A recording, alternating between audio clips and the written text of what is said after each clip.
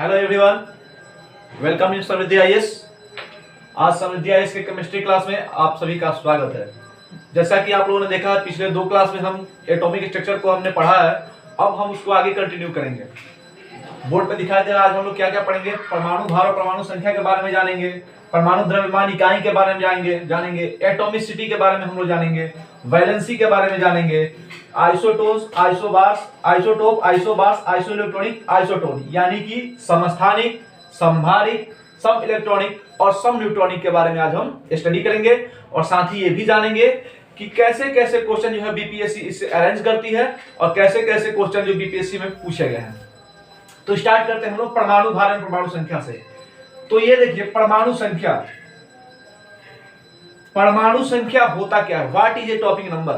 तो ये topic number क्या होता है, इसके लिए आपको जानना होगा कि नंबर ऑफ प्रोटॉन, ठीक है, नंबर ऑफ प्रोटॉन, प्रोटॉन यानी किसी भी परमाणु के न्यूक्लियस में, नाभिक में जितने प्रोटॉन रहते हैं, किसी भी परमाणु के नाभिक में जितने प्रोटॉन रहते हैं वही प्रोटॉन जो है उस परमाणु का परमाणु संख्या कहलाता है। ठीक है, यानी कि प्रोटॉन इक्वल टू परमाणु संख्या। परमाणु संख्या को आप जेड से डिनोट करते हैं, तो इसको ऐसे लिख सकते हैं कि प्रोटॉन की संख्या बराबर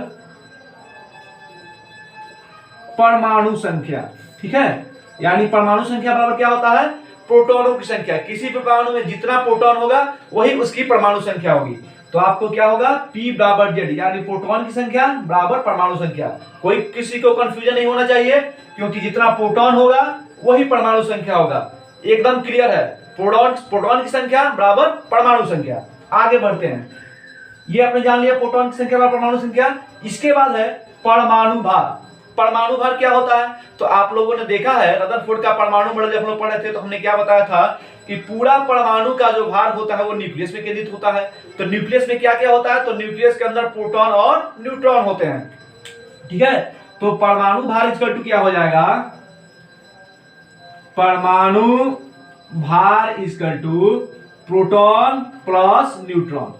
ठीक है, यानी प्रोटॉन की जितनी संख्या होगी और न्यूट्रॉन की जितनी संख्या होगी दोनों को हम ऐड कर देंगे, दोनों को जोड़ देंगे तो परमाणु भार यानी परमाणु द्रव्यमान संख्या हो जाएगा। यानी A इक्वल टू क्या हो जाएगा, P प्लस N।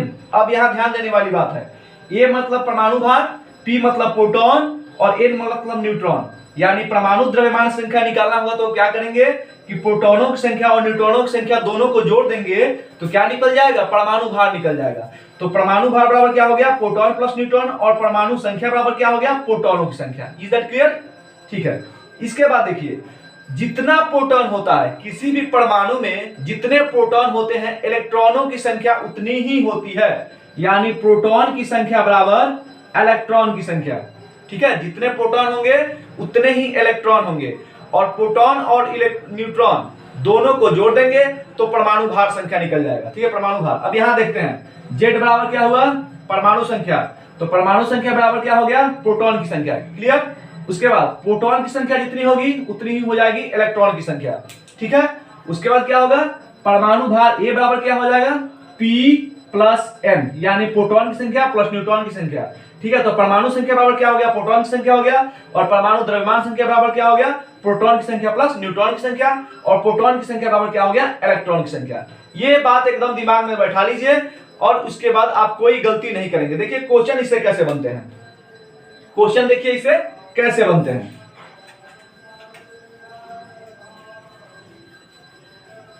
देखिए आपने देखा है प्रोटॉन की संख्या बराबर न्यूट्रॉन की संख्या। अगर दिया जाए जैसे x कोई तत्व है, x कोई तत्व है जिसकी परमाणु संख्या, तो ध्यान दीजिएगा परमाणु संख्या जो है वो हमेशा नीचे लिखा जाता है। z मतलब परमाणु संख्या और a मतलब परमाणु भार, ऐसे डिनोट किया जाता है। जहां ये हो जाएगा ऊपर होता है परमाणु भार, ये हो गया परमाणु भार और ये हो गया परमाणु संख्या। ध्यान दीजिएगा बात पे, परमाणु संख्या को नीचे डिनोट किया जाता है और परमाणु द्रव्यमान संख्या को ऊपर डिनोट किया जाता है। क्योंकि यूं समझ लीजिए कि आप कोई वेट लेकर जा रहे हैं, आपके पास कोई वेट है, कोई बैग है, आप लेकर के जा रहे हैं, तो उसको कहां लेके जाइएगा? उसको सर पे लेके जाइएगा ना। तो वैसे ही इसका भार जो होता है वो कहां होता है? सर पे होता है। और जो परमाणु संख्या होता है वो कहां होता है? नीचे होता है। परमाणु संख्या को Z से डिनोट किया जाता है, परमाणु भार को A से डिनोट किया जाता है। देखिए एक बार एक क्वेश्चन ऐसे पूछा जा चुका है, यूरेनियम ध्यान दीजिएगा, यूरेनियम 92 और 235। अब आपको पता होगा यहां पे हम दिखा रहे हैं, नीचे जो होता है परमाणु संख्या होता है, ऊपर परमाणु भार होता है। तो यूरेनियम जिसकी परमाणु संख्या क्या है? परमाणु संख्या जो है यानी एटॉमिक नंबर जो है वो कितना हो गया? 92 हो गया। और इसका एटॉमिक भार जो हो गया वो कितना हो गया? 235 हो गया। तो क्वेश्चन क्या पूछा गया था एक बार बीपीएससी में कि यूरेनियम 92 235 जिसका परमाणु संख्या 92 है, परमाणु भार 235 है, उसमें न्यूट्रॉनों की संख्या कितनी होगी? ध्यान दीजिएगा बात पे। अगर परमाणु भार दिया हो, परमाणु संख्या दिया हो, आपको निकालना है न्यूट्रॉनों की संख्या, आप कैसे निकालेंगे? तो परमाणु भार आपको पता है, परमाणु द्रव्यमान आपको पता है, तो आप क्या जानते हैं? परमाणु भार इक्वल टू ए, यानी परमाणु भार को ए से डिनोट किया जाता है। और परमाणु भार बराबर क्या होता है? तो प्रोटॉन की संख्या और प्लस न्यूट्रॉन की संख्या। ध्यान दीजिएगा, तो परमाणु भार को निकालने के लिए आपको प्रोटॉन की संख्या मालूम होनी चाहिए, न्यूट्रॉन की संख्या मालूम होनी चाहिए। तो परमाणु भार आपको मालूम है, यहाँ पे परमाणु भार पुट कर देंगे 235 इक्वल टू, आप क्या करेंगे? परमाणु संख्या जो 92 है, इसका मतलब कि प्रोटॉन की संख्या 92 है, तो यहाँ पे 92 पुट कर देंगे, प्लस हो जाएगा n। अब न्यूट्रॉन की संख्या बराबर क्या हो जाएगी? न्यूट्रॉन की संख्या बराबर परमाणु द्रव्यमान संख्या माइनस प्रोटॉन की संख्या इक्वल टू 235 माइनस 92। अब कैलकुलेशन कर लीजिए कितना आएगा? 143। तो ये 143 जो होगा आपका न्यूट्रॉनों की संख्या हो जाएगी। अगर ऐसे क्वेश्चन एग्जाम में पूछे जाए कि न्यूट्रॉनों की संख्या निकालिए, कैसे निकालेंगे आप? आपको पता होगा कि परमाणु द्रव्यमान संख्या बराबर प्रोटॉन और न्यूट्रॉन की संख्या होती है। तो परमाणु द्रव्यमान दिया है, परमाणु संख्या दिया है, तो परमाणु द्रव्यमान में से परमाणु की संख्या को आप माइनस कर देंगे, क्योंकि परमाणु संख्या जो होता है वो प्रोटॉनों की संख्या के बराबर होती है। तो आपको पता चल जाएगा कि न्यूट्रॉनों की संख्या कितनी है। एक एग्जाम्पल मैं और देता हूं, देखिए अपने दिमाग में अगर आप एक एक एग्जाम्पल बैठा लीजिए तो सारी चीजें आपको क्लियर हो जाएगी, कोई दिक्कत नहीं होगा। एक एक एग्जाम्पल को आप बस दिमाग में बैठाते जाइए, ठीक है। यहां आपने देख लिया 92 नीचे था परमाणु संख्या, ऊपर 235 जब वो क्या था? परमाणु द्रव्यमान संख्या था। अब एक मैं आपको और एग्जांपल देता हूं, देखिए आप सोडियम को ले लीजिए, सोडियम का Na संकेत होता है, इसकी परमाणु संख्या होती है 11। जब सोडियम की परमाणु संख्या 11 होगा, इसका मतलब आप क्या जानते हैं? यहां पे सोडियम 11 हो गया, इसका परमाणु द्रव्यमान संख्या होता है 23। तो इसका मतलब क्या हुआ कि परमाणु संख्या इक्वल टू 11। तो परमाणु संख्या 11 हुआ तो प्रोटॉन की संख्या बराबर 11 हो गया, क्लियर। और ऊपर द्रव्यमान संख्या है तो A इक्वल टू कितना हो गया? 23। तो आप क्या करेंगे? न्यूट्रॉन निकालना होगा, तो आपको बताया गया कि परमाणु द्रव्यमान में से परमाणु संख्या घटा दीजिए, क्योंकि परमाणु संख्या जो होता है वो प्रोटॉन होता है। तो न्यूट्रॉन बराबर क्या हो जाएगा? 23 माइनस 11 होगा ना। 23 ऊपर है, भार है, नीचे 11 क्या है? परमाणु संख्या है। आप माइनस कर दीजिएगा, माइनस करिएगा तो कितना आएगा? 12। यानी न्यूट्रॉनों की संख्या इक्वल टू कितने हो गई? 12। तो इस तरह से आप किसी भी परमाणु का न्यूट्रॉन की संख्या आप निकाल सकते हैं। और न्यूट्रॉन की संख्या ही नहीं, इसके साथ आप प्रोटॉन और इलेक्ट्रॉनों की संख्या भी बता सकते हैं। देखिए कैसे, इसका मतलब क्या हुआ? जेड मतलब प्रोटॉन की संख्या, दोनों 11 हो गया, यानी अगर जेड 11 हुआ तो प्रोटॉन 11 हुआ। और आपको पता है, पहले मैंने यहाँ पे बताया हुआ है कि प्रोटॉन इक्वल टू इलेक्ट्रॉन होता है, तो इलेक्ट्रॉन बराबर कितना हो जाएगा? 11 हो जाएगा। और न्यूट्रॉन बराबर क्या हो जाएगा? A माइनस पी, जहां P इक्वल टू जेड होता है, बराबर होता है, तो 23 माइनस 11 बराबर 12। आप सब निकालेंगे, प्रोटॉन भी निकल गया, इलेक्ट्रॉन भी निकल गया और न्यूट्रॉन भी निकल गया। इस तरह से आप इलेक्ट्रॉन, प्रोटॉन और न्यूट्रॉन को ज्ञात कर सकते हैं, प्रोटॉन संख्या ज्ञात कर सकते हैं, परमाणु भार ज्ञात कर सकते हैं और परमाणु संख्या ज्ञात कर सकते हैं, ठीक है। अब आगे देखते हैं। अब देखिए परमाणु भार को, परमाणु द्रव्यमान को मापा किसमें जाता है? इसको मापा जाता है परमाणु द्रव्यमान इकाई में, एटॉमिक मास यूनिट में। तो ये देखिए कि एटॉमिक मास यूनिट होता क्या है, ठीक है। परमाणु द्रव्यमान इकाई जो है वो क्या होता है। तो आपने सुना होगा, पढ़ा होगा, कार्बन का एक समस्थानिक होता है, कार्बन का एक समस्थानिक होता है C12, C12, C13, C14, ठीक है। तो इसमें से कार्बन के C12 परमाणु, कार्बन के जो C12 परमाणु होता है जिसकी परमाणु भार 12 होती है, कार्बन की परमाणु संख्या 6 होता है, परमाणु भार 12 होता है। एक कार्बन का दूसरा समस्थानिक होता है जिसका परमाणु भार 13 हो जाएगा, तीसरा समस्थानिक होगा जिसका परमाणु भार 14 हो जाएगा। तो हम लोग किसको लेंगे, कार्बन 12 को, जिसकी परमाणु भार 12 होती है। तो कार्बन 12 परमाणु के 12वें हिस्से को, ध्यान दीजिएगा बात पे, कहां से लिया गया है। क्वेश्चन पूछता है कि परमाणु द्रव्यमान इकाई को, परमाणु द्रव्यमान इकाई को मापने के लिए किस तत्व से उसका भार लिया गया है। तो आपको ध्यान रखना होगा कार्बन 12 परमाणु से कैसे लिया गया है, मैं बता रहा हूं। कार्बन 12 परमाणु के एक परमाणु को 12 भागों में बांटा गया। देखिए 1 2 3 4 5 6 7, 1 2 3 4 5 6 7 8 9 10 11 12, 12 भागों में इसको बांट दिया गया। 1 2 3 4 5 6 7 8 9 10 11 12, 12 भाग में। अब जिस कार्बन परमाणु को 12 भागों में बांटा गया और उसमें से इसके एक भाग को ले लिया गया, एक टुकड़ा को 12 भाग में बांट दिया गया और एक भाग को लिया गया। जब एक भाग को लिया गया और उसका वेट मापा गया तो उसका वेट मिला 1.66 इंटू 10 टू द पावर -24 ग्राम, ठीक है। यानी परमाणु द्रव्यमान इकाई एटॉमिक मास यूनिट को किस तत्व के भार से लिया गया है। तो कार्बन 12 परमाणु के 12 भाग में बांटने के बाद उसके एक भाग का जो वैल्यू निकला है उसी को परमाणु द्रव्यमान इकाई एटॉमिक मास यूनिट कहा जाता है। यानी परमाणु द्रव्य इकाई कार्बन के समस्थानिक C12 के द्रव्यमान के 12वें भाग को कहा जाता है। जैसे ये कार्बन 12 है, इसके 12 भाग किए गए और उसका एक हिस्सा, तो ये क्या हुआ, कार्बन 12 परमाणु का 12 का एक हिस्सा हुआ ना जी। इसको 12 भाग में बांट दिए तो उसका एक हिस्सा हुआ।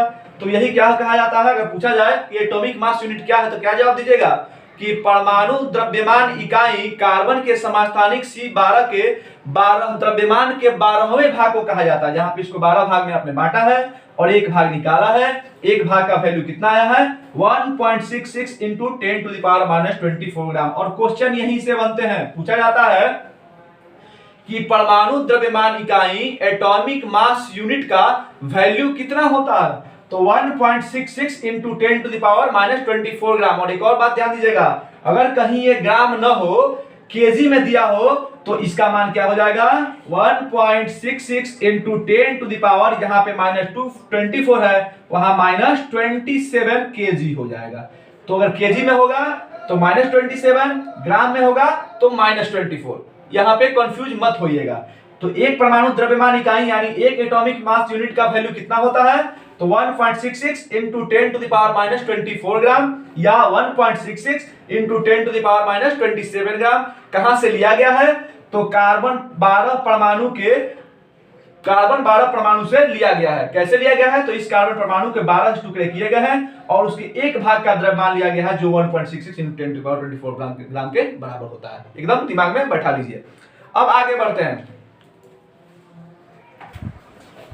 चलिए अब देखते हैं हम लोग परमाणुकता क्या है। थोड़ा सा यहाँ पे ध्यान दीजिएगा, परमाणुकता होता क्या है। एटॉमिसिटी, एटॉमिसिटी क्या होता है तो किसी भी यौगिक में या फिर किसी भी मोलकस में, यानी कोई भी परमाणु आपको दिया गया है, कोई भी मोलकस आपको दिया गया है और उसमें जितने परमाणु उपस्थित होते हैं सभी का योग जो है वो एटॉमिसिटी कहलाता है। यानी number of atom in an element और कंपाउंड, ठीक है। इसको आप कैसे लिखेंगे, परमाणुकता को कैसे आप एक्सप्लेन करेंगे इसको परमाणुकता को, तो नंबर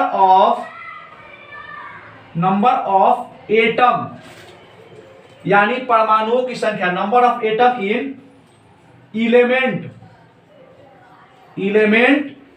और कंपाउंड। कहने का मतलब यह है कि कोई भी तत्व या कोई भी परमाणु या फिर कोई भी यौगिक, ठीक है, उसमें जितने परमाणु उपस्थित होते हैं उन कुल परमाणुओं का जो संख्या होता है, जो योग होता है, उसी को एटॉमिसिटी यानी परमाणुकता कहा जाता है। जैसे आप देखिए ये हो गया एग्जाम्पल हीलियम, ठीक है, ये हो गया हीलियम, ठीक है। उसके बाद हीलियम के साथ ही हीलियम के बाद हो गया नियॉन, हो गया आर्गन। ध्यान दीजिएगा, हीलियम, नियॉन, आर्गन ये क्या है, ये अक्रिय गैस है। और इसमें क्या है, हीलियम अकेले है, नियॉन अकेले है, आर्गन अकेले है। तो number of atom in element और कंपाउंड, यानी किसी भी कंपाउंड या एलिमेंट में, किसी भी यौगिक या तत्व में जितने परमाणु उपस्थित होते हैं उसी को उसकी परमाणुकता कहा जाता है। यानी एटॉमिसिटी बराबर क्या होता है कि जो यौगिक या कंपाउंड या तत्व आपको दिया गया है उसकी संख्या को काउंट कर लीजिए और फिर आप बता सकते हैं कितनी उसकी एटॉमिसिटी होगी। जैसे यहाँ पे देखिए, हीलियम अकेले है, नियॉन अकेले है, आर्गन अकेले है। तो पूछा जाए कि हीलियम की एटॉमिसिटी कितनी होगी, तो आप बोलेंगे कि 1 होगी। नियॉन की कितनी होगी, तो 1 होगी। आर्गन की कितनी होगी, तो 1 होगी, क्योंकि ये अकेले अकेले एक एक है। तो इसको क्या बोलते हैं साइंस की भाषा में, तो एक जब किसी भी परमाणु, किसी भी यौगिक, किसी भी मॉलिक्यूल्स की परमाणुकता अगर 1 होगी तो यौगिक तो 1 होगी नहीं, क्योंकि यौगिक जो है वो कैसे बनता है, उसमें 1 से अधिक परमाणु होते हैं, लेकिन इसमें केवल 1 परमाणु है। तो ये क्या हो जाएगा, इसको हम लोग बोलेंगे मोनो एटॉमिक। जहां पे परमाणु की संख्या केवल 1 होती है उसको बोला जाता है मोनो एटॉमिक। तो मोनो एटॉमिक कितना होगा, तो जितने भी अक्रिय गैस है वो अकेले ही रहते हैं। तो अक्रिय गैसों जैसे आपका हीलियम हो गया, आपका नियॉन हो गया, आपका आर्गन हो गया, आपका क्रिप्टॉन हो गया, जेनॉन और रेडॉन, जितने भी अक्रिय गैस हैं वो मोनो एटॉमिक होते हैं। क्यों होते हैं, मोनो एटॉमिक का हिंदी होता है एक परमाणु। एक परमाणुक, यानी उसके अंदर परमाणुओं की संख्या 1 है। तो 1 परमाणु होगा तो मोनो एटॉमिक बोलेंगे, 2 परमाणु होगा तो उसको डाई एटॉमिक बोलेंगे। तो डाई एटॉमिक में क्या हो जाएगा, जैसे आप देख लेते हैं, ये हो गया। तो मोनोएटॉमिक आपको समझ में आ गया हो गया। मोनोएटॉमिक क्या होता है, जिसमें परमाणु संख्या केवल 1 हो, और वो क्या होते हैं, वो होते हैं नोबेल गैस, अक्रिय गैस। जैसे helium, neon, argon, krypton, xenon, radon, ये होते हैं अक्रिय गैस। उसके बाद हम दिखाते हैं डाई एटॉमिक को। डाई एटॉमिक जिसमें 2 परमाणु होंगे। जैसे आप H2 को ले लेते हैं, ठीक है, जैसे H2 है, इसमें हाइड्रोजन के 2 परमाणु हैं। तो हाइड्रोजन के 2 परमाणु हैं, आप इसको हिंदी में क्या बोलेंगे, द्विपरमाणुक। पूछा जाएगा कि H2 की परमाणुकता कितनी है, आप काउंट करिएगा। यहाँ पे हाइड्रोजन 2 है, 2 हाइड्रोजन है तो द्विपरमाणुक हो जाएगा। इंग्लिश में इसको बोलेंगे डाई एटॉमिक। डाई एटॉमिक यानी द्विपरमाणु, तो हाइड्रोजन में 2 परमाणु है। और आप देख लीजिए एक और एग्जांपल, O2, ऑक्सीजन 2 है, क्या बोलिएगा, डाई एटॉमिक। ऑक्सीजन 2 है, डाई एटॉमिक। उसके बाद N2, नाइट्रोजन 2 है, डाई एटॉमिक। या डाई एटॉमिक यानी द्विपरमाणु। तो आपको समझ में आ गया होगा, जितनी परमाणु की संख्या है उतना परमाणु हो जाएगा। तो ये डाई एटॉमिक हो गया। एक ट्राई एटॉमिक भी समझ लीजिए। आप जल को ले लेते हैं, जल को, जल का सूत्र होता है H2O। सभी लोग इसको जानते हैं, सभी लोग इसको जानते हैं कि जल का जो सूत्र होता है वो H2O है। और जल जो है वो क्या है, कंपाउंड है, एक यौगिक है। यहां पर देखिए, काउंट कीजिए इसके परमाणुओं को। हाइड्रोजन 2 है, ऑक्सीजन 1 है, 2 और 1 कितना हो गया, 3 हो गया। ठीक है, मैंने यहां बताया है कि number of atom in element और कंपाउंड, यानी किसी भी कंपाउंड या एलिमेंट में जितने तत्व या परमाणु होते हैं, जितने परमाणु, उन परमाणुओं की संख्याओं का योग। ठीक है, तो इन परमाणु कितने हैं, 2 हाइड्रोजन परमाणु है और 1 ऑक्सीजन परमाणु है। तो दोनों मिला दिए तो 3 हो गया, और 3 हो जाएगा तो क्या हो जाएगा, ये ट्राई एटॉमिक। ट्राई एटॉमिक यानी त्रिपरमाणुक। त्रिपरमाणु में क्या हो जाएगा, जिसमें 3 परमाणु हो, तो 2 हाइड्रोजन के परमाणु है और 1 ऑक्सीजन के परमाणु है, दोनों को मिला दिए तो 3 हो गया कि नहीं हो गया। तो ये क्या हो जाएगा, त्रिपरमाणुक हो जाएगा। इसके बाद 4 की चर्चा कर लेते हैं। तो फास्फोरस को देखिए, फास्फोरस जो है P4, ये हमेशा 4 के कॉम्बिनेशन में रहता है। जैसे यहाँ पे देखिए मैंने बनाया है, ठीक है, फास्फोरस जो है वो हमेशा जो है किससे रहता है, हमेशा 4 के कॉम्बिनेशन में रहता है। देखिए ये फास्फोरस है, 1 2 3 4, 4 परमाणु। देखिए यहाँ पे P4 दिखाई दे रहा है ना, इसमें काउंट करिएगा, फास्फोरस कितना है, 4 है। देखिए यहाँ पे 4 के कॉम्बिनेशन में है। वैसे ही ये जो है आर्सेनिक है, ये भी 4 के कॉम्बिनेशन में रहते हैं। तो जब ये 4 की संख्या होगी, आप क्या बोलेंगे इसको, कि ये जो है ये टेट्रा एटॉमिक होगा। ठीक है, जितनी संख्या होगी उतना एटॉमिक हो गया। हिंदी में बोलेंगे 1 परमाणु है तो एक परमाणु, 2 है तो द्विपरमाणु, 3 है तो त्रिपरमाणु, 4 है तो चतुर्परमाणु। उसको इंग्लिश में बोलेंगे 1 होगा तो मोनोएटॉमिक, 2 होगा डायएटॉमिक, 3 होगा ट्राइएटॉमिक और 4 होगा तो टेट्रा एटॉमिक। और इससे अगर अधिक होगा, 4 से अधिक जो भी होगा, तो उसके लिए आप एक शब्द यूज करते हैं पॉलीएटॉमिक। पॉली एटॉमिक यानी बहु परमाणु यानी बहुत से परमाणु। जैसे आप देख लिए, आपके लिए मैं एग्जांपल देता हूं बहु परमाणु का। H2SO4 काउंट करिए, हाइड्रोजन 2 है, सल्फर 1 है, ऑक्सीजन 4 है। काउंट करिए तो कितना होगा, 2 हाइड्रोजन है और 1 सल्फर है, 3 हो जाएगा। और 4 जो है वो क्या है, ऑक्सीजन है। तो 4 1 5 और 2 6 7 यानी 7 हो जाएगा। 2 हाइड्रोजन 1 सल्फर 3 और 4 ऑक्सीजन 7, तो 7 हो जाएगा। ये 4 से अधिक है, तो 4 से अधिक है तो आप क्या बोलिएगा कि ये परमाणु जो है वो पॉली एटॉमिक है, बहु परमाणु है। ठीक है, तो हमको लगता है कि आपको ये बात समझ में आ गई होगी कि पॉलीएटॉमिक क्या है। पॉलीएटॉमिक क्या है, तो जब 4 से अधिक, ठीक है, 5 से अधिक जब मिलेंगे परमाणु तो आप उसको क्या बोलेंगे कि वो पॉलीएटॉमिक है। तो 1 होगा तो क्या बोलिएगा, मोनोएटॉमिक। 2 होगा तो डाइएटॉमिक, 3 होगा तो ट्राइएटॉमिक, 4 होगा तो टेट्राएटॉमिक। ठीक है, और उससे ज्यादा होगा तो आप उसके लिए पॉलीएटॉमिक बोल सकते हैं। ऐसे आप पेंटाएटॉमिक भी बोल सकते हैं, लेकिन आप पॉलीएटॉमिक बोल दीजिएगा चल जाएगा। ठीक है, ऐसे होगा। ठीक है, और एकल परमाणु में याद रखिएगा, एक परमाणु में जो होते हैं वो अक्रिय गैस ही होते हैं, क्योंकि अक्रिय गैस जो होते हैं वो अकेले रहते हैं, जिसमें आपको क्या मिलेगा, हीलियम मिलेगा, आपको नियॉन मिलेगा, आपको आर्गन मिलेगा, क्रिप्टॉन मिलेगा, जेनॉन मिलेगा और रेडॉन मिलेगा। यानी कि अक्रिय गैस, नोबल गैस जो होते हैं वो हमेशा एकल परमाणु होते हैं, मोनोएटॉमिक होते हैं। ठीक है, चलिए, आपको हमें लगता है कि ये परमाणुता समझ में आ गई होगी। एक बार फिर से समझ लीजिए परमाणुता क्या है। तो कोई भी मोलकस आपको दिया हो, उसमें जितने परमाणुओं की संख्या होती है वही उसका जो है एटॉमिसिटी होता है। आगे देख लेते हैं। अब देखिए, अब आपको देखना है वैलेंसी, संयोजकता। अब देखिए संयोजकता क्या है। संयोजकता के लिए मैंने आपको बता दूं, संयोजकता जो है यूं समझ लीजिए कि परमाणु के 2 हाथ हैं। ये 2 हाथ जैसे हम लोग के हैं, तो ये परमाणु के 2 हाथ है संयोजकता यानी वैलेंसी। एक हाथ से इलेक्ट्रॉन को देता है और एक हाथ से लेता है, यानी एक हाथ से एक्सेप्ट करता है और एक हाथ से डोनेट करता है। वैलेंसी जो है वो परमाणु के 2 हाथ समझ लीजिए, जिसमें एक हाथ से इलेक्ट्रॉन को क्या करता है, एक्सेप्ट करता है, लेता है किसी से, और एक हाथ से क्या करता है, डोनेट करता है। अब ये होता क्या है वैलेंसी, तो number of electron outermost shell में, यानी किसी भी परमाणु के बाह्यतम सेल में जो इलेक्ट्रॉन होते हैं, तो आउटर मोस्ट सेल के जो इलेक्ट्रॉन होते हैं वही क्या किया जाता है, या तो एक्सेप्ट किए जाते हैं या तो डोनेट किए जाते हैं।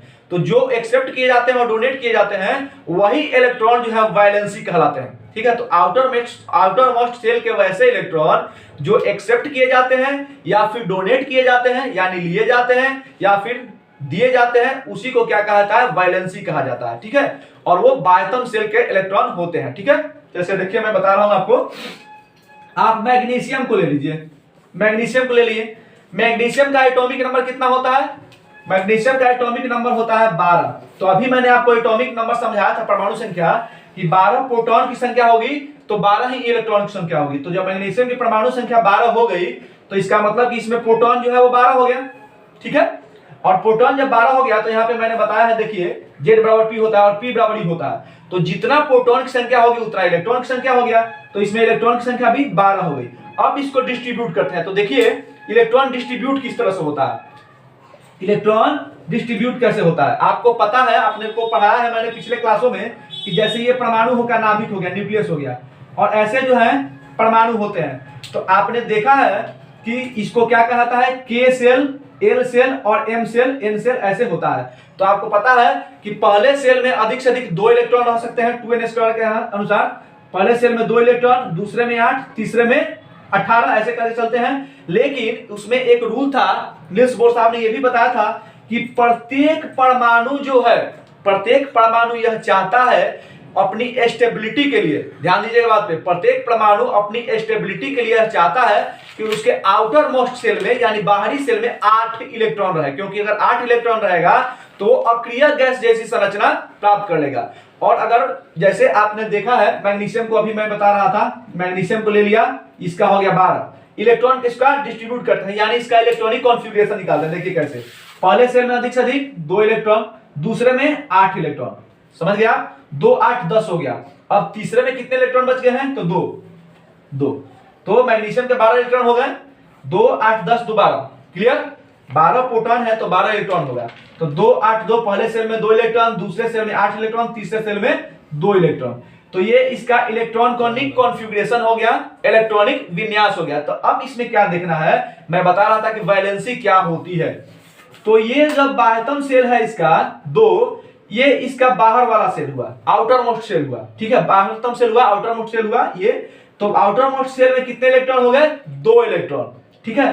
तो यही जो 2 इलेक्ट्रॉन है इसको क्या किया जाएगा, या तो त्यागा जाएगा या ग्रहण किया जाएगा। तो देखिए वो क्या होता है, तो ये क्यों किया जाता है, आखिर में इलेक्ट्रॉन क्यों त्यागा जाता है, क्यों ग्रहण किया जाता है, कोई कारण होगा ना जी। तो ये इसलिए करता है, कोई भी परमाणु इलेक्ट्रॉन को ग्रहण करता है या त्यागता है इसलिए कि उसकी जो स्टेबिलिटी है परमाणु की वो ठीक हो जाए, यानी स्टेबल हो जाए परमाणु। और स्टेबल कब होगा, जब उसकी संरचना, उसकी जो संरचना होगी वो किसी नोबेल गैस की जैसी हो जाएगी। तो यहाँ पे ये 2 है, इसको 8 करना पड़ेगा। अगर ये 6 इलेक्ट्रॉन लेगा तो 8 होगा, तो 6 लेगा तो इसकी संरचना किसकी तरह हो जाएगी, स्टेबिलिटी कैसे हो जाएगी, ऑर्गन की तरह, क्योंकि 2 8 10 2 12 है और 6 लेगा तो 18 होगा ऑर्गन की तरह। लेकिन इसके लिए 6 लेने से अच्छा क्या है कि 2 किसी को दे देगा, 2 दे देना इसके लिए आसानी है। तो 2 जब ये किसी को दे देगा तो इसकी स्टेबिलिटी जो है कितनी हो जाएगी, 2 हट जाएगी, यहां से किसी को दे देगा तो इसके पास 10 इलेक्ट्रॉन रह जाएंगे। और जब 10 इलेक्ट्रॉन इसके पास रह जाएंगे, जब 10 इलेक्ट्रॉन इसके पास रह जाएंगे तो क्या होगा, यह नियॉन की तरह हो जाएगा। 10 इलेक्ट्रॉन रह जाएंगे तो कितना हो जाएगा, नियॉन की तरह। आपको पता है कि नियॉन जो है जिसकी परमाणु संख्या कितनी होती है, 10 होती है, और वह क्या है, एक अक्रिय गैस है, एक नोबल गैस है। तो अगर मैग्नीशियम अपने बाह्यतम सेल के इन 2 इलेक्ट्रॉनों को त्याग देता है, ठीक है, डोनेट कर देता है, तो इसके पास 10 इलेक्ट्रॉन बच जाते हैं। तो यही जो 2 इलेक्ट्रॉन यह त्यागता है, यही इसकी वैलेंसी कहलाती है। अब हमको लगता है कि समझ में आ गया होगा। कोई एक एग्जांपल मैं और दूंगा।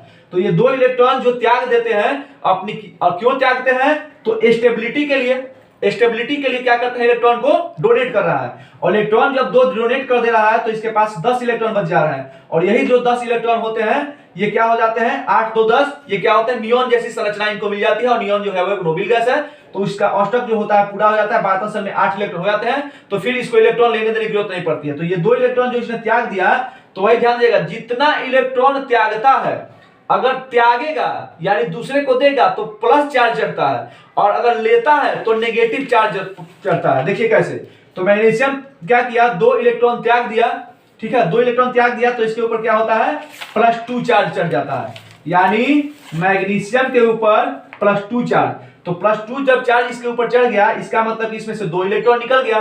तो अगर पूछा जाए कि मैग्नीशियम पे +2 चार्ज है, इसमें इलेक्ट्रॉनों की संख्या कितनी है, तो आप क्या बताइएगा, मैग्नीशियम इलेक्ट्रॉन की संख्या 10 हो जाएगी। क्यों, क्योंकि इस पे 12 इलेक्ट्रॉन होते थे, जिसमें से 2 इलेक्ट्रॉन इसने त्याग दिया है। तो 2 इलेक्ट्रॉन त्याग दिया है तो इलेक्ट्रॉन इसमें कितना हो गया, 10 हो गया।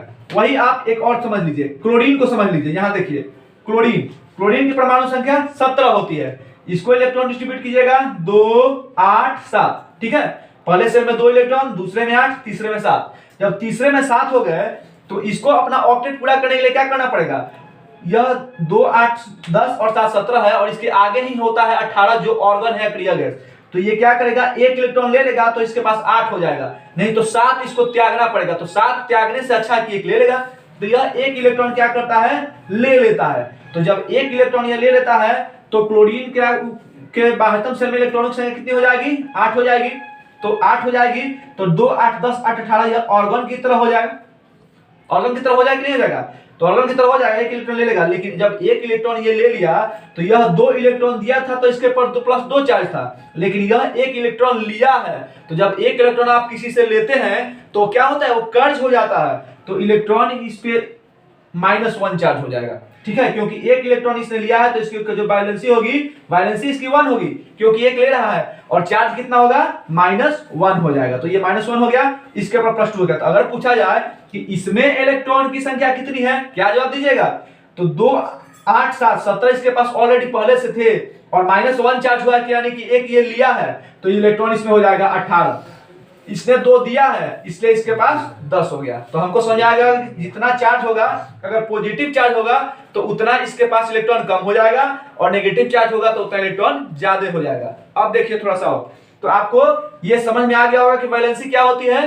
तो आउटर मोस्ट सेल के जो इलेक्ट्रॉन त्यागे जाते हैं या ग्रहण किए जाते हैं उसी को वैलेंसी कहा जाता है, और जो लिए जाते हैं यानी ग्रहण किए जाते हैं वो चार्ज जो होता है वो नेगेटिव होता है, और जो त्यागे जाते हैं वो चार्ज पॉजिटिव होता है। अब थोड़ा सा और देखिए, जब इसको आप देख रहे हैं तो एक एग्जांपल और देखिए, उससे हम आगे आपको ले जाएंगे। ठीक है, ये वैलेंसी हो गया, एटॉमिसिटी आपने समझ लिया। अब यहां से देखिए, जैसे आपको सोडियम को दे दिया गया, पूछा जाए कि Na+ और Mg+, इन दोनों में इलेक्ट्रॉनों की संख्या क्या होगी। ध्यान दीजिएगा बात पे। अगर पूछा जाए सोडियम पे +1 चार्ज है, मैग्नीशियम पे +2 चार्ज है, दोनों में इलेक्ट्रॉनों की संख्या कितनी होगी। आपको पता है सोडियम की परमाणु संख्या 11 होती है, मैग्नीशियम की परमाणु संख्या 12 होता है। दोनों में देखिए अंतर क्या है। अब 11 होगा तो इसमें 2, 8, 1, अभी ये 1 खत्म हो जाएगा। पहले इसमें प्रोटॉन की संख्या देख लीजिए, 11 परमाणु संख्या है तो प्रोटॉन की संख्या बराबर 11। मैग्नीशियम है, इसमें प्रोटॉन की संख्या बराबर 12 इसका परमाणु संख्या है 12। मैग्नीशियम के पास 12 प्रोटॉन, सोडियम के पास 11 प्रोटॉन। अब न्यूट्रॉन निकाल लेते हैं। आपको पता है इसकी परमाणु द्रव्यमान संख्या 23 होता है, तो 23 में से 11 माइनस करेंगे तो न्यूट्रॉन की संख्या कितनी आ जाएगी, 12 आ जाएगी। इसका परमाणु भार कितना होता है, 24 होता है, तो 24 में से 12 माइनस करेंगे, न्यूट्रॉन भी इसके पास 12 हो जाएगा। अब इलेक्ट्रॉन की बात करते हैं। इलेक्ट्रॉन, यहां देखिए, इसके पास 11 प्रोटॉन है तो इलेक्ट्रॉन 11 होगा, लेकिन यहाँ पे प्लस चार्ज है। प्लस चार्ज है कि एक इलेक्ट्रॉन इसने किसी को दे दिया है, तो एक इलेक्ट्रॉन इसने किसी को दे दिया है तो इसके पास इलेक्ट्रॉन कितने बच गए, 10। बात समझ में आया क्यों 10 हुआ। प्रोटॉन 11 है तो इलेक्ट्रॉन 11 होना चाहिए, लेकिन इसके ऊपर प्लस चार्ज है, इसका मतलब कि एक इलेक्ट्रॉन इसने किसी को दिया है, तो एक इलेक्ट्रॉन जब किसने किसी को दे दिया है तो इसके पास एक इलेक्ट्रॉन कम हो गया, तो इलेक्ट्रॉन 10 हो गया। वही बात यहाँ पे आते हैं। मैग्नीशियम है तो मैग्नीशियम के पास कितना हुआ, +2 चार्ज है, +2 चार्ज है। मैग्नीशियम के पास 12 प्रोटॉन है, यानी 12 इलेक्ट्रॉन होने चाहिए, लेकिन 2 इलेक्ट्रॉन इसने किसी को दे दिया है तो इसके ऊपर भी इलेक्ट्रॉनों की संख्या क्या हो जाएगी, 10 हो जाएगी। तो जब 2 परमाणुओं में, यहां मैं देखिए क्या समझाना चाहता था, आपको प्रोटॉन निकालने आ गया, आपको न्यूट्रॉन निकालने आ गया और आपको इलेक्ट्रॉन निकालने दिया गया, लेकिन जब 2 अलग अलग परमाणुओं में इलेक्ट्रॉनों की संख्या आपस में बराबर हो जाए तो उस परमाणु को क्या कहते हैं कि यह सम इलेक्ट्रॉनिक है। क्या बोलते हैं, सम इलेक्ट्रॉनिक, क्योंकि सोडियम पर जब +1 चार्ज है, मैग्नीशियम पर +2 चार्ज है, तो दोनों में इलेक्ट्रॉनों की संख्या 10-10 बराबर हुआ ना, तो ऐसे परमाणु जो हैं वो क्या कहलाते हैं, सम इलेक्ट्रॉनिक कहलाते हैं, आइसो इलेक्ट्रॉनिक कहलाते हैं। देखिए यहां पे मैंने लिखा है, तो सम इलेक्ट्रॉनिक क्या होता है, आइसो इलेक्ट्रॉनिक क्या होता है कि जब 2 अलग अलग परमाणु, 2 डिफरेंट एटम, 2 अलग अलग परमाणु में इलेक्ट्रॉनों की संख्या जब बराबर हो जाती है तो उसको क्या कहा जाता है, सम इलेक्ट्रॉनिक कहा जाता है। इसको समझने के लिए क्या करना है, बस अपने दिमाग में एक एग्जांपल बैठा लेना है। ठीक है, तो एक एग्जांपल बैठा लीजिए, जैसे सोडियम और मैग्नीशियम का, इसके ऊपर प्लस चार्ज है, इसके ऊपर +2 चार्ज है, तो इसमें +1 चार्ज है तो एक इलेक्ट्रॉन इसमें कम हो गया तो यहाँ पे 10 हो गया, इसमें 2 चार्ज है तो 2 इलेक्ट्रॉन कम हो गया तो 10 हो गया, तो दोनों बराबर। अब ये देखिए सम इलेक्ट्रॉनिक के लिए क्या है कंडीशन कि इसको बिना जोड़े या घटाए नहीं हो सकता है। जब ये तक ये किसी इलेक्ट्रॉन को त्यागेगा नहीं या कोई इलेक्ट्रॉन ग्रहण नहीं करेगा तब तक ये बराबर नहीं हो सकता है, क्योंकि यहाँ पे देखिए कब हुआ है दोनों बराबर, जब दोनों ने इलेक्ट्रॉनों को क्या किया है, किसी ने त्यागा है। तो सोडियम ने 1 त्यागा है और मैग्नीशियम ने 2 त्यागा है, यानी दोनों ने मिलकर के क्या किया है, अपने अपने इलेक्ट्रॉन दूसरे को डोनेट किए हैं, और जब डोनेट किए हैं तब जाकर के दोनों में इलेक्ट्रॉनों की संख्या बराबर हो। ऐसे तो नहीं होता ना, ऐसे इसकी परमाणु संख्या 11 है, इसकी 12 है, तो दोनों में क्या होगी, इसमें 12 इलेक्ट्रॉन हो जाएगा, इसमें 11 इलेक्ट्रॉन हो जाएगा, लेकिन जब दोनों ने क्या, इसने 1 डोनेट किया, इसने 2 डोनेट किया है, तब जाकर के ये बराबर हुए हैं। तो जब कोई भी परमाणु में इलेक्ट्रॉनों की संख्या बराबर कब होगी, जब या तो वो इलेक्ट्रॉन त्यागेंगे या इलेक्ट्रॉन ग्रहण करेंगे, तब उनकी संख्या आपस में बराबर होगी। तो जब इनकी संख्या, इलेक्ट्रॉनों की संख्या आपस में बराबर होगी, 2 अलग अलग परमाणुओं के इलेक्ट्रॉनों की संख्या जब बराबर होती है तो उसी को क्या कहा जाता है, सम इलेक्ट्रॉनिक, जिसका एग्जांपल क्या हो जाएगा आपके सामने, Na+ एंड Mg++। दोनों में आपके इलेक्ट्रॉन की संख्या निकालिएगा, कितना आ जाएगा, 10। हाँ, तो इसमें है 11 इलेक्ट्रॉन होते हैं, 1 त्याग दिया है तो 10 इलेक्ट्रॉन, 12 होता है, 2 त्याग दिया है तो 10 इलेक्ट्रॉन, तो दोनों इलेक्ट्रॉन बराबर हो गए। आप क्या बोलिएगा कि ये परमाणु जो है वो सम इलेक्ट्रॉनिक है। आगे बढ़ते हैं, सम इलेक्ट्रॉनिक समझ में आ गया। अब देखिए ये होता है समस्थानिक। समस्थानिक, तो समस्थानिक को हम लोग बोलते हैं आइसोटोप। तो आइसोटोप्स की जब आप बात करेंगे तो आइसोटोप होता है समस्थानिक। समस्थानिक मतलब परमाणु संख्या, प्रोटॉन की संख्या बराबर, वहां पे इलेक्ट्रॉन की संख्या बराबर थी और समस्थानिक में क्या होता है, प्रोटॉन की संख्या बराबर। कहने का मतलब यह है कि प्रोटॉन की संख्या अगर बराबर होगी, इसका मतलब क्या कि परमाणु संख्या बराबर। तो ऐसे परमाणु, ठीक है, ऐसे परमाणु जिनकी परमाणु संख्या समान लेकिन परमाणु द्रव्यमान संख्या भिन्न होती है, परमाणु द्रव्यमान संख्या अलग अलग होगा और परमाणु संख्या जो होगी वो सेम होगी, तो वैसे परमाणु को आप क्या कहेंगे कि वो समस्थानिक है। समस्थानिक, तो समस्थानिक में क्या होता है, समस्थानिक में परमाणु संख्या यानी प्रोटॉन की संख्या, तो परमाणु संख्या जो होता है बराबर होता है, परमाणु संख्या बराबर, और द्रव्यमान संख्या जो होता है वो भिन्न होता है। भिन्न मतलब क्या होता है कि अलग अलग होते हैं, अलग अलग होते हैं। जैसे आपको एग्जाम्पल एकदम दिमाग में बैठा लीजिए। एग्जाम्पल, हाइड्रोजन के 3 समस्थानिक होते हैं। जो हाइड्रोजन परमाणु होता है, हाइड्रोजन परमाणु के 3 समस्थानिक होते हैं, ठीक है। और हाइड्रोजन ही एक ऐसा परमाणु है जिसके तीनों समस्थानिक के अलग अलग नाम है। नहीं तो मैंने कार्बन परमाणु की चर्चा की थी, कार्बन 12 की, जिसका परमाणु द्रव्यमान इकाई निकाला जाता है जिसके 12वें भाग से, उसके बारे में क्या बताया था कि C12, लेकिन उसको C12 ही बोला था, उसका अलग कोई नाम नहीं है। लेकिन हाइड्रोजन के जो 3 परमाणु होते हैं उनका नाम देख लीजिए। एक होता है जिसका नाम होता है प्रोटियम। देखिए, हाइड्रोजन का 1 परमाणु, 2 परमाणु, 3 परमाणु, तीनों की परमाणु संख्या 1 होती है। आपको पता है परमाणु संख्या नीचे डिनोट किया जाता है, मैंने बताया है, और परमाणु द्रव्यमान संख्या ऊपर डिनोट किया जाता है।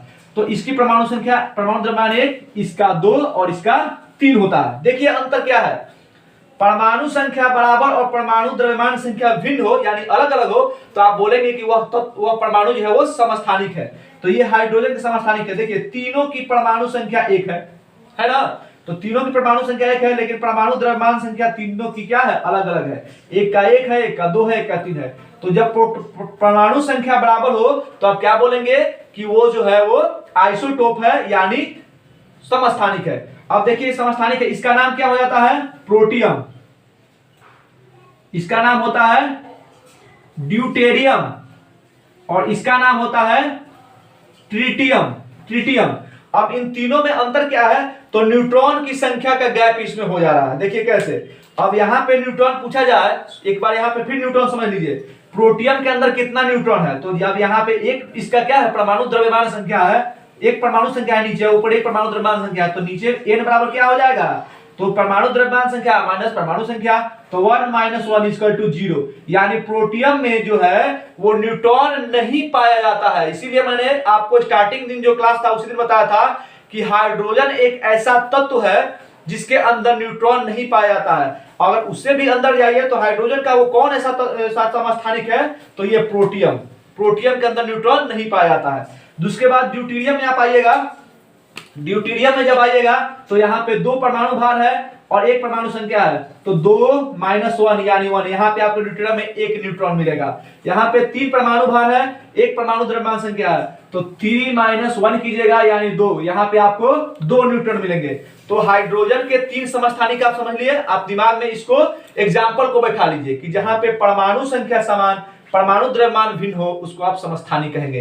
तो ये आपको दिखाई दे दिया कि हाइड्रोजन के 3 समस्थानिक, इसके एग्जाम्पल है तीनों के कौन कौन, प्रोटियम, ड्यूटेरियम और ट्रिटियम। तीनों की परमाणु संख्या 1 है, लेकिन परमाणु द्रव्यमान तीनों का क्या है, भिन्न है। तो इस तरह से ये क्या हो गया, हाइड्रोजन के समस्थानिक हुए। एक एग्जाम्पल और देख लीजिए,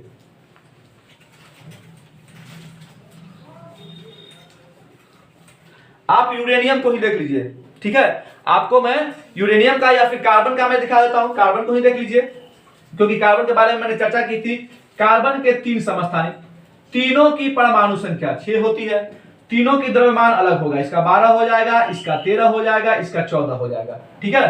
तो तीनों की ये जो परमाणु संख्या आप देख रहे हैं 6 है, लेकिन तीनों की परमाणु द्रव्यमान संख्या जो है वो क्या है, 12, 13 और 14 है। यानी परमाणु द्रव्यमान संख्या ऊपर वाला जो है वो भिन्न है और नीचे वाला जब सेम है तो आप क्या बोलिएगा कि ये जो है वो समस्थानिक है, समस्थानिक यानी आइसोटोप है, ठीक है। आइसोटोप समझ में आ गया, सम इलेक्ट्रॉनिक समझ में आ गया। अब देखिए समभारिक समझ लेते हैं, ठीक है।